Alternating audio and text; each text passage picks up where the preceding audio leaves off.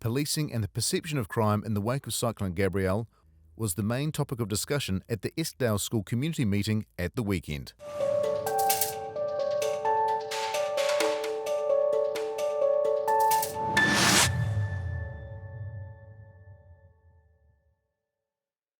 It was, there's still a lot of people who were feeling that things could have been done better.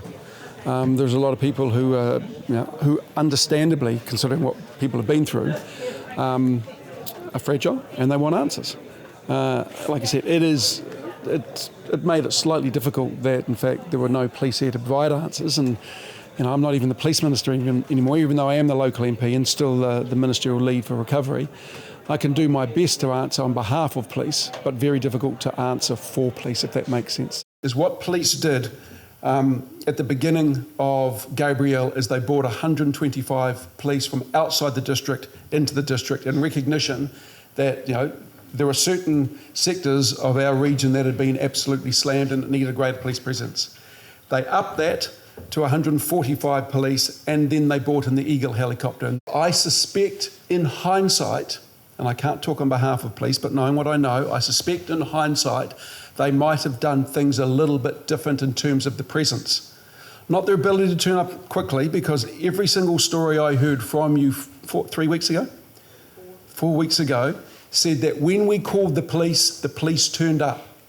So what I heard from you is that the police were really responsive, but what I also heard from you, that the police proactive presence wasn't what you considered necessary.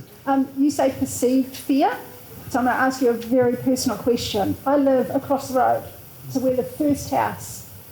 How would you feel with your family?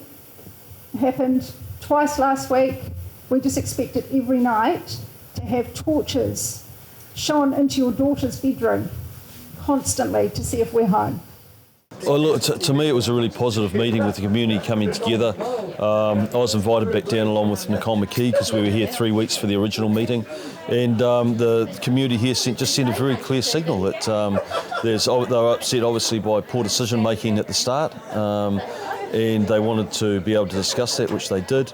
They had some really good questions around how to deal with youth and juvenile crime in particular. Obviously the gang issue here in the Hawke's Bay is serious. And so there was a good discussion had around that. Stuart Nash, as the local MP, was clearly put on notice. They don't feel like the response has been good enough. Now they want to have some confidence that with the recovery, there's a good flow of information, that people are able to actually make submissions and be involved in the process, and that it's timely now, that decisions are made quickly. When you came into government, you decided that your 2 priorities were going to be reduce the prison muster by 30% and repeal the 3 strikes legislation. The only bit of tough sentencing legislation we actually had on our statute books. And so what's happened is in the last 5 years, you've had a 25% reduction in the prison numbers, and at the same time, you've had a 35% increase in violent crime in this country. Those 2 numbers, make no mistake, are linked.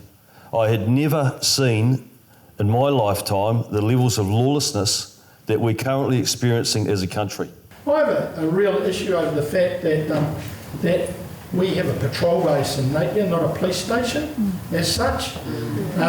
We have no holding cells, and it was completely shown up here. The police should be able to, if they lock someone up doing these routine, where do they put them? They should have a police station with cells. The very first thing we need to do when a cyclone hits or a natural disaster hits is employ the Army under Section 9 of the Defence Act.